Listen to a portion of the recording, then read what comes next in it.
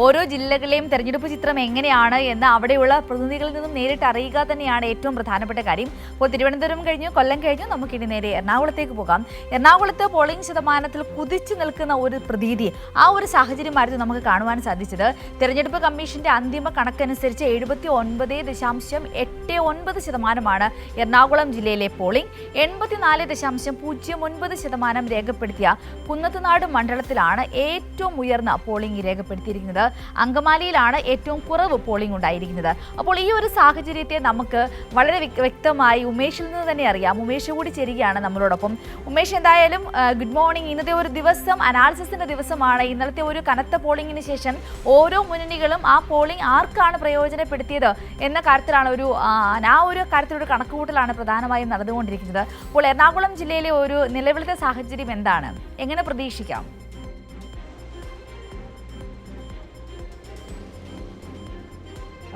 Sindhuri, good morning. ഈ ശക്തമായ polling നടന്ന ജില്ലകളിൽ ഒന്നുകൂടിയാണ് എറണാകുളം എന്ന് പറയാം. അത് ഈ കമ്മീഷൻ്റെ കണക്കനുസരിച്ച് ഇപ്പോൾ സിന്ധൂരി തന്നെ അത് പറഞ്ഞു. അന്തിമ കണക്കനുസരിച്ച് 79.89% എറണാകുളം ജില്ലയിലെ പോളിംഗ് ശതമാനം. അതായത് കഴിഞ്ഞ നിയമസഭാ തെരഞ്ഞെടുപ്പിനെ അപേക്ഷിച്ച് 5% അധിക പോളിംഗ് ഇത്തവണ ഉണ്ടായിട്ടുണ്ട് എന്നുള്ളതാണ്. 2021 74.17% അതാണിപ്പോൾ 79.89% മറ്റൊരു പ്രത്യേകത, ഈ എറണാകുളത്ത് ആകെ 14 മണ്ഡലങ്ങളുണ്ട്. അതിൽ പകുതിയിലധികവും 8 മണ്ഡലങ്ങളിൽ 80% പോളിംഗ് നടന്നു എന്നുള്ളതാണ്. അത് വലിയൊരു കണക്കാണ്. അതിലിപ്പോൾ കുന്നത്തുനാടാണ് ഏറ്റവും മുന്നിൽ നിൽക്കുന്നത്. 2021 കുന്നത്തുനാട് മണ്ഡലത്തിലായിരുന്നു കനത്ത പോളിംഗ് നടന്നത്. അന്ന് 2021 80.99% കുന്നത്തുനാട് മണ്ഡലത്തിലെ പോളിംഗ് എങ്കിൽ ഇത്തവണ അത് 84.09% എത്തി എന്നുള്ളതാണ്. പ്രതിപക്ഷ നേതാവിൻ്റെ മണ്ഡലം, അദ്ദേഹം സിറ്റിംഗ് MLA പറവൂർ മണ്ഡലത്തിൽ 81.96% പോളിംഗാണ് രേഖപ്പെടുത്തിയിട്ടുള്ളത്. അവിടെ വലിയ ഒരു വ്യത്യാസമുണ്ട്. അവിടെ കഴിഞ്ഞ തവണ 77% കഴിഞ്ഞ തവണത്തെ പോളിംഗ്. അത് ഇത്തവണ 81.96 തൃപ്പൂണിത്തറയിലും വലിയ പോളിംഗ് നടന്ന ഒരു സ്ഥലമാണ്. 81.40 പോളിംഗ്. കഴിഞ്ഞ തവണ 73 ഉണ്ടായിരുന്നുള്ളൂ എന്നുള്ളതാണ്. അവിടെയും വലിയ വ്യത്യാസം വന്നിട്ടുണ്ട്. മന്ത്രി പി രാജീവ് മത്സരിച്ച കളമശ്ശേരി മണ്ഡലത്തിൽ 81.59%. അവിടെ കഴിഞ്ഞ തവണ 75.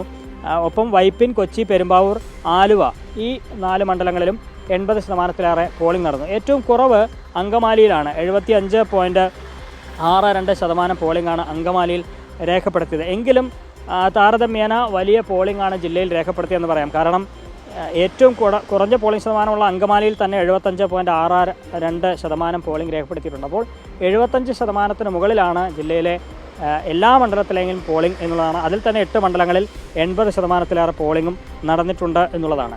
ഇതിൽ ഈ കുന്നത്തുനാട്, തൃപ്പൂണിത്തറ മണ്ഡലങ്ങളിലാണ് ഒരുപക്ഷെ ത്രികോണ മത്സരം എന്ന നിലയിൽ, അതായത് BJPക്ക് കൂടുതൽ വോട്ട് കഴിഞ്ഞ തെരഞ്ഞെടുപ്പുകളിലൊക്കെ അങ്ങനെയാണ്, കണക്കനുസരിച്ചാണ് പറയുന്നത്. താരതമ്യേന വോട്ട് കൂടുതലുള്ള മണ്ഡലങ്ങളാണ് ഈ കുന്നത്തുനാടും തൃപ്പൂണിത്തറയും. അത് കുന്നത്തുനാട് BJPയുടെ അല്ല, അവിടെ 2020-ക്കാണ് വോട്ടുണ്ടായിരുന്നത്. 2020 ഇത്തവണ NDAയുടെ ഭാഗമാണ്. അതുകൊണ്ട് NDA അവിടെ ഒരു മത്സരം കഴിഞ്ഞ തവണയും 2020 നടത്തിയ ഒരു മണ്ഡലം കൂടിയാണ്. അത് ഇത്തവണ അങ്ങനെ ഒരു പ്രത്യേകത ഉണ്ട്. അവിടെയാണ് ഏറ്റവും കൂടുതൽ പോളിംഗ് നടന്നിട്ടുള്ളത് എന്നാണ്.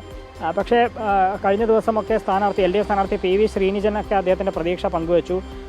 ഈ ഉറപ്പായും ഇടതുപക്ഷത്തോടൊപ്പം തന്നെയായിരിക്കും കുന്നത്തുനാട് മണ്ഡലത്തിലെ ജനങ്ങൾ എന്ന് അദ്ദേഹം ഉറപ്പിച്ച് പറയുകയാണ്. അതിന് കാരണം കോർപ്പറേറ്റ് വർഗീയവാദി കൂട്ടുകെട്ടാണ് ഇവിടെ ഉണ്ടായത് എന്നാണ് പറയുന്നത്. പണാധിപത്യം കൊണ്ട് ജനാധിപത്യത്തെ വിലയ്ക്ക് വാങ്ങാൻ ശ്രമിച്ച കൂട്ടരാണ്. അവർക്കെതിരായി തന്നെയായിരിക്കും കുന്നത്തുനാട്ടിലെ വിധി ഉണ്ടാവുക എന്നുള്ളതാണ് അദ്ദേഹം ആത്മവിശ്വാസം പ്രകടിപ്പിച്ചത്. അത് ഏറ്റവും കൂടുതൽ പോളിംഗ് നടന്ന ഒരു മണ്ഡലമായതുകൊണ്ടാണ് ഞാൻ കുന്നത്തുനാട് എടുത്തു പറഞ്ഞത്. തൃപ്പൂണിത്തറയിലെ LDF സ്ഥാനാർത്ഥിയെ നമ്മൾ കണ്ടിരുന്നു. ഈ പോളിംഗ് ഏകദേശം അവസാന ഘട്ടത്തിലെത്തി നിന്നപ്പോൾ നമ്മൾ കണ്ടതാണ്. അദ്ദേഹവും വലിയ ആത്മവിശ്വാസം പ്രകടിപ്പിക്കുന്നുണ്ട്. കളമശ്ശേരിയിലൊക്കെ നേരത്തെ തന്നെ LDF വിജയം ഉറപ്പിച്ചതാണ് എന്ന് മന്ത്രി പി രാജീവ് അടക്കം നമ്മളോട് സൂചിപ്പിച്ചിരുന്നു. ആ നിലയിൽ ഉയർന്ന പോളിംഗ് രേഖപ്പെടുത്തിയ ഒരു ജില്ല തന്നെയാണ് എറണാകുളം. അത് സ്വാഭാവികമായും മുന്നണികൾ അവരവർക്ക് അവകാശപ്പെട്ടതാണ്. ആ പോളിംഗ് അനുകൂലമാകും എന്ന അവകാശവാദം അവർ ഉന്നയിക്കുന്നുമുണ്ട്. സിന്ധൂരി.